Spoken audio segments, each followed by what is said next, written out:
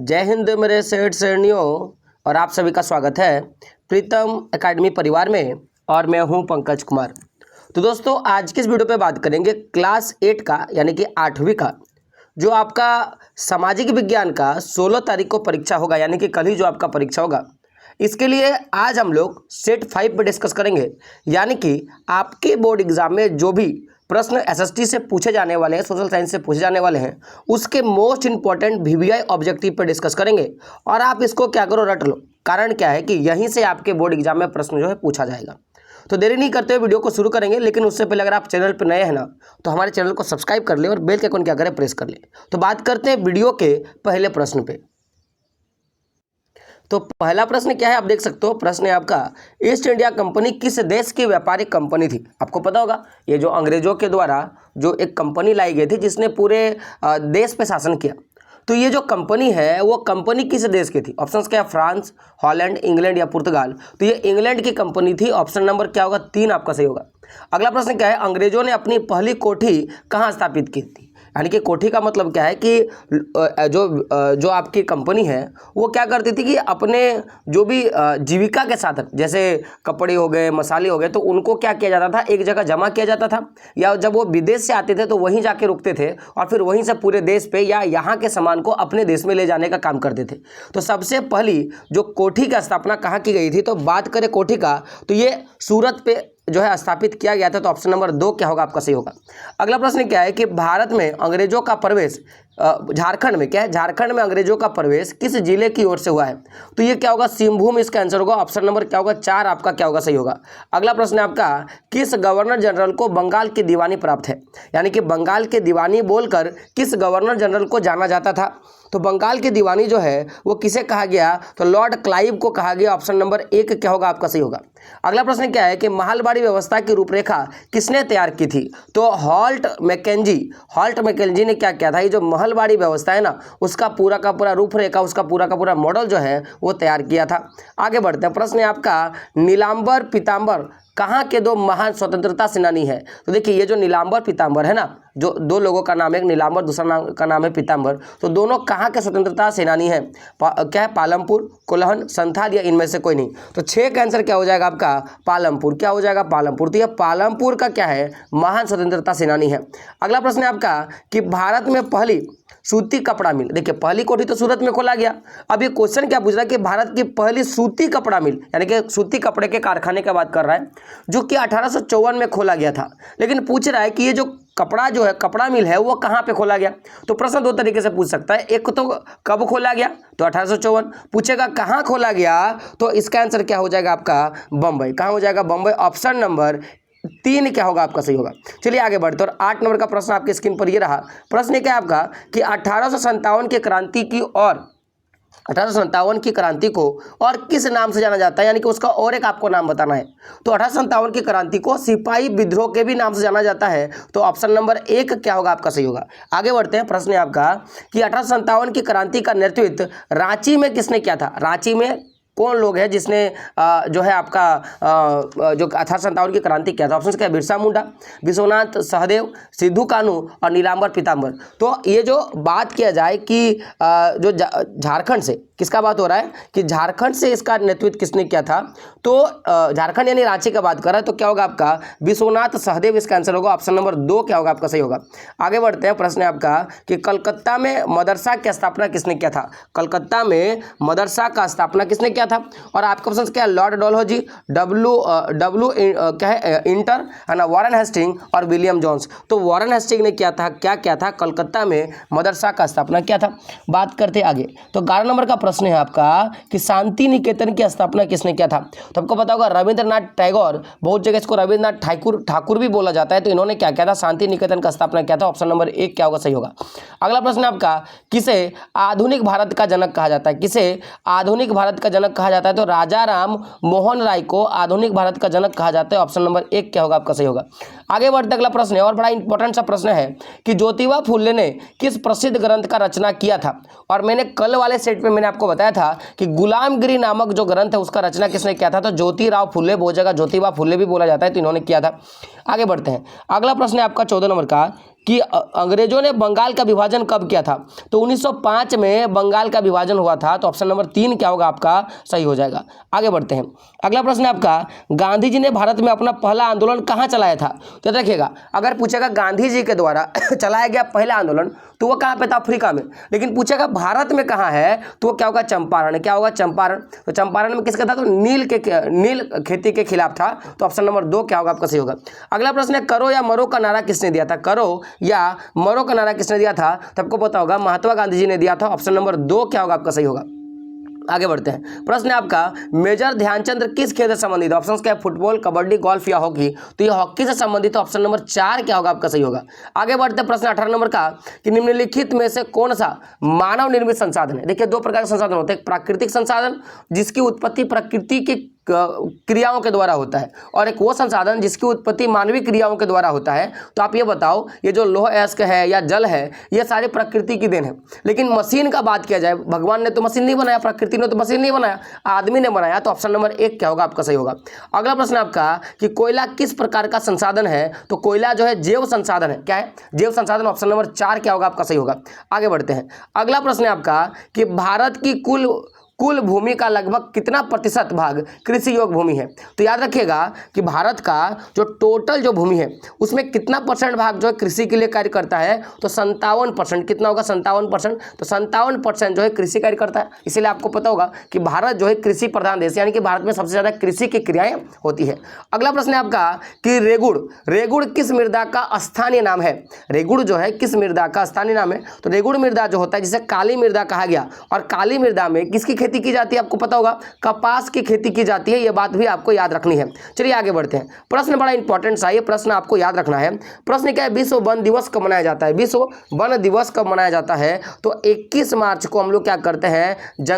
विश्व वन दिवस मनाते हैं, जंगल के लिए एक दिवस मनाते हैं। तो क्या बोलेंगे? 21 मार्च। ऑप्शन नंबर 2 क्या होगा आपका? सही होगा। अगला प्रश्न, धात्विक खनिज पाई जाती है। धात्विक खनिज जो है वो हमेशा अग्नीय एवं कायांतरित चट्टानों के बीच पाया जाएगा। कहां पे? अग्नि एवं कायांतरित चट्टानों के बीच पाया जाएगा। तो ऑप्शन नंबर 1 क्या होगा आपका? सही होगा। आगे बढ़ते हैं। प्रश्न है आपका, गैर परंपरागत ऊर्जा स्रोत कौन सा है? गैर परंपरागत ऊर्जा स्रोत के बारे में बात कर रहा है। तो ऐसा जिसकी जैसे बोलेंगे जो प्राचीन काल से चलता आ रहा है उसको बोलते हैं हम लोग परंपरागत। गैर परंपरागत क्या होता है? जैसे जो आधुनिक काल में, जैसे आप देखोगे तो ज्वार ऊर्जा, पवन ऊर्जा, सौर ऊर्जा, ये सारे क्या होते हैं जो आधुनिक काल में जिसका प्रयोग कर रहे हैं, यानी कि इनमें से सभी क्या होगा? इसका आंसर होगा ऑप्शन नंबर 4 क्या होगा आपका? सही होगा। चलिए एक आप प्रश्न बताइए। हम लोगों ने तो गैर परंपरागत ऊर्जा संसाधन का बात कर लिया, आप मुझे ना कमेंट बॉक्स में एक प्रश्न का आंसर दे दीजिए कि परंपरागत ऊर्जा स्रोत कौन सा है। क्योंकि देखो, अगर गैर परंपरागत पूछा जा सकता है तो परंपरागत भी पूछा जा सकता है। तो परंपरागत का मुझे क्या कीजिए, आप जो है आंसर बताइए कमेंट बॉक्स में। अगला प्रश्न क्या है, देख सकते हो कि निम्न में से कौन आर्थिक क्रिया के प्रकार है?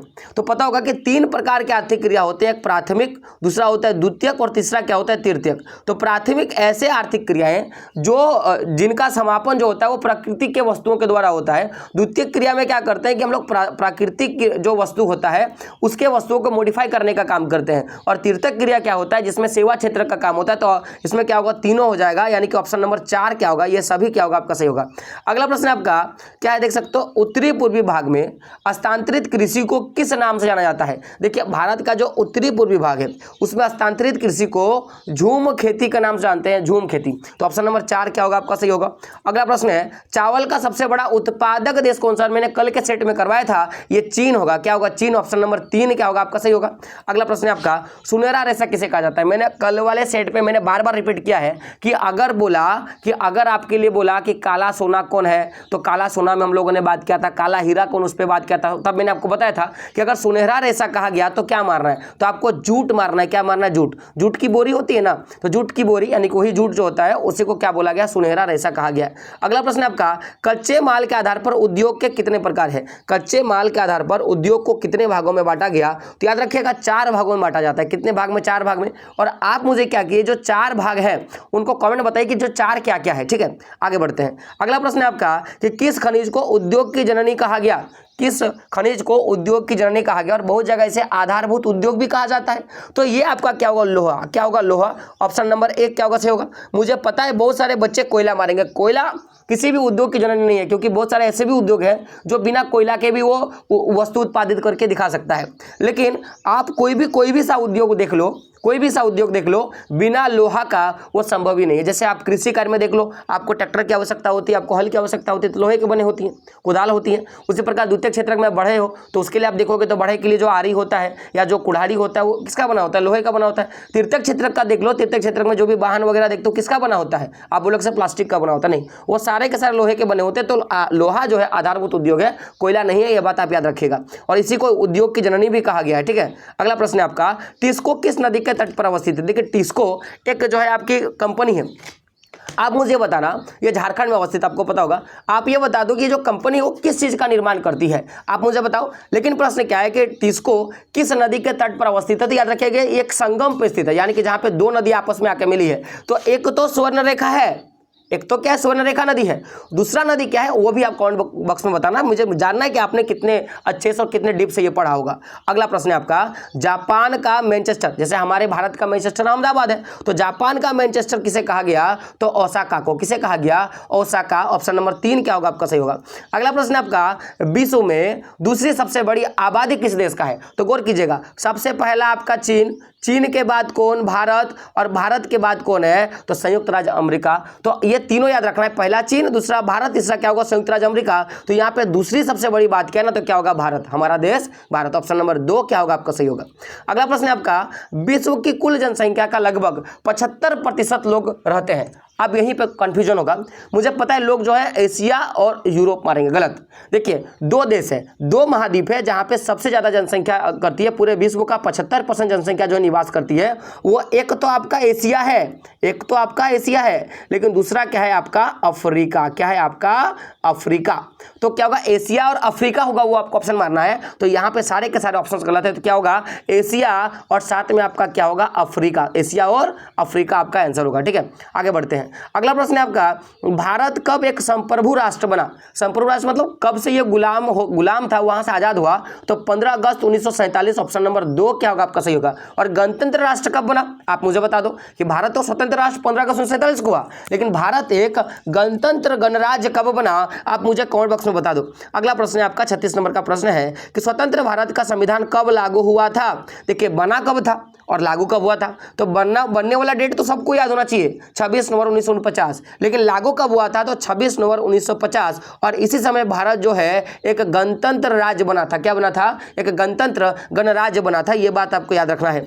अगला प्रश्न आपका बड़ा इंपॉर्टेंट सा प्रश्न है कि वर्तमान में भारतीय संविधान द्वारा नागरिकों को कितने अधिकार दिए गए हैं। तो मूल रूप से अभी 6 मौलिक अधिकार है, जिसमें से आपको पता है एक जो पहले था संपत्ति का अधिकार, उसको हटा के कानूनी अधिकार कर दिया गया था। तो आप मुझे ये बता दो कि जो संपत्ति का अधिकार है वो संविधान के कितने संशोधन के द्वारा और कब जो है उसे कानूनी अधिकार में जो है आपका हस्तांतरित कर दिया गया था। अगला प्रश्न में बात करेंगे। प्रश्न है आपका, भारत के वर्तमान राष्ट्रपति कौन है, तो द्रौपदी मुर्मू आपको पता होगा। और पहली अनुसूचित जनजाति के कोई ऐसे व्यक्ति हैं जो राष्ट्रपति बने हैं, यह भी बात आपको याद रखना है। अगला प्रश्न आपका, लौह पुरुष किनकी उपाधि है, तो लौह पुरुष आपको पता है लोहे की मूर्ति किसके बनाया गया, सरदार वल्लभ भाई पटेल का ना। तो लौह पुरुष कौन है, सरदार वल्लभ भाई पटेल। ऑप्शन नंबर 2 क्या होगा, सही होगा। ऐसे भी याद रख सकते हो जो सरदार होते हैं ना वो लोहे के बराबर होते हैं, तो ऑप्शन नंबर 2 क्या होगा आपका, सही होगा।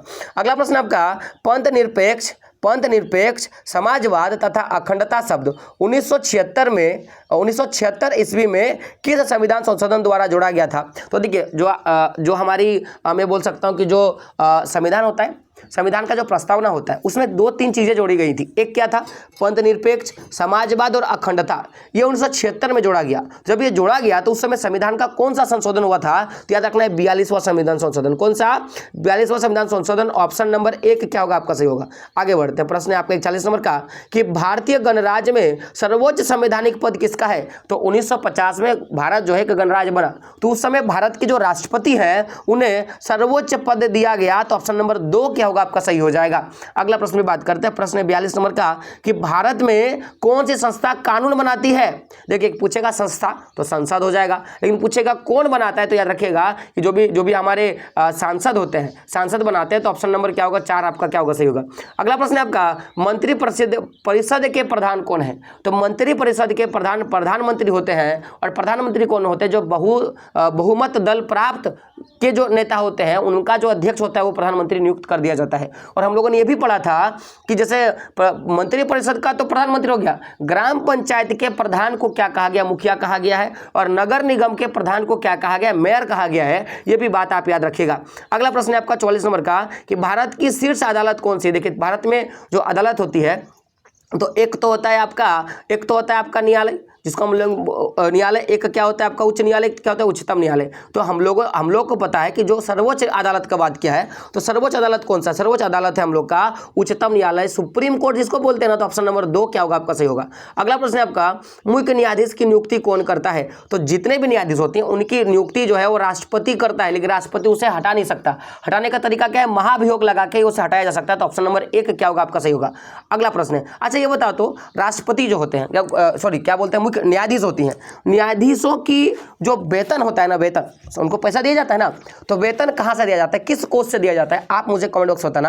लेकिन मैं आपको बता दूं उनकी जो मैं बोलूँगा कि वेतन होता है वो संचित निधि के द्वारा दिया जाता है, ना ही राज्य सूची के अंतर्गत, ना ही केंद्र सूची के अंतर्गत, ना ही समवर्ती सूची के अंतर्गत, तीनों में नहीं दिया जाता, बल्कि वो संचित कोष से दिया जाता है। ये बात आप याद रखिएगा। अब संचित कोष है क्या, जब हम लोग डिस्कशन वाले क्लासेस करेंगे तब हम लोग इसके बारे में जान लेंगे। अगला प्रश्न है आपका कि झारखंड में कितने प्रकार के अनुसूचित जनजातियां हैं। तो झारखंड में 32 अनुसूचित जनजातियां, परसेंटेज में बात किया जाए तो कुल आबादी का 26.2% जो है आबादी वो अनुसूचित जनजातियों का है।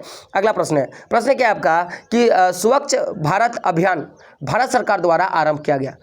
कल हम लोगों ने पढ़ा था कि किस राजनेता के जन्म दिवस पर 2014 में नरेंद्र मोदी जी ने क्या किया था, स्वच्छ भारत मिशन का जो शुरुआत किया था गांधी जी। तो गांधी जी का जन्म कब हुआ, 2 अक्टूबर को, और हुआ कब, 2014 में। तो ऑप्शन नंबर क्या होगा, 1 क्या हो जाएगा, ऑप्शन नंबर क्या हो जाएगा आपका 1, यानी कि 2 अक्टूबर 2014 में जो है स्वच्छ भारत अभियान चलाया गया था गांधी जी के जो है जन्म दिवस पर। यह बात याद रखना, किसे लाया था, तो मोदी जी ने। अगला प्रश्न है 48 नंबर का कि झारखंड सरकार ने 15 अप्रैल 2016 को भीमराव अंबेडकर आवास योजना का शुभारंभ किया था। हम लोगों ने देखा था कि भीमराव अंबेडकर आवास योजना का शुरुआत 15 अप्रैल 2016।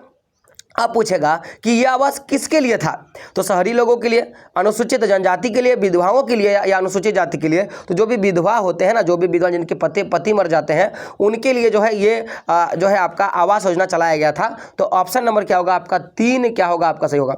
अगला प्रश्न है आपका विश्व तंबाकू निषेध दिवस कब मनाया जाता है। विश्व तंबाकू निषेध दिवस कब मनाया जाता है, तो ये 31 मई को, कब 31 मई को मनाया जाता है। ऑप्शन नंबर 2 क्या होगा सही होगा। अंतिम प्रश्न पे बात करेंगे। प्रश्न क्या है, बाल विवाह क्या है, तो सामाजिक परंपरा है, सामाजिक कुरीति है, धार्मिक परंपरा, इनमें से कोई नहीं। तो ये एक सामाजिक कुरीति है। और बाल विवाह को रोकने के लिए आपको पता है शारदा एक्ट या शारदा कानून पारित किया गया था। और आप मुझे बता दो कि शारदा कानून कब पारित किया गया था, आप मुझे क्या करो कमेंट बॉक्स में बता दो। तो जो भी आपके इंपॉर्टेंट प्रश्न थे 50 प्रश्नों को मैंने करवा दिया। मैं आशा करूंगा कि यहीं से आपके बोर्ड एग्जाम में प्रश्न आएगा और आप इन सारे प्रश्नों को रट लो, जो भी प्रीवियस के जितने भी क्वेश्चंस कराए उसको रट लो। तो यहाँ से बाहर आपके प्रश्न देखने के लिए नहीं मिलेगा और आप जो है बोर्ड एग्जाम में अच्छे नंबर लेके आओगे। तो मिलते हैं अगले वीडियो में, लेकिन उससे पहले प्लेलिस्ट पे जाके वीडियो को देख लीजिएगा, क्योंकि अभी आप वीडियो देखोगे तो कल आप क्या करोगे, कॉपी फाड़ के आओगे। तो मिलते हैं अगले वीडियो में, तब तक के लिए जय हिंद, जय भारत और आपका दिन शुभ हो।